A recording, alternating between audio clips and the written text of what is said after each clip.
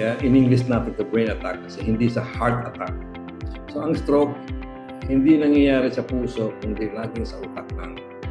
Dalawang major klasifikasyon ng brain stroke or brain attack. Meron yung nagkakaroon ng clot o nagbabara, daloy ng dugo sa ugat, so nawawala ng supply, blood supply, ng nutrisyon, yung isang parte ng utak na nagdudulot ng damage sa function ng utak ngayon. Example, nawawalan ng paningin, nawawalan ng lakas yung kalahati ng katawan, nawawalan ng ability to speak, magsalita, o even yung lingwahe, mag-intindi, ganon, or nawawalan ng balanse.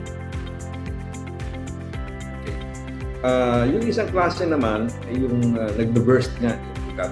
So yun ang mas delikado.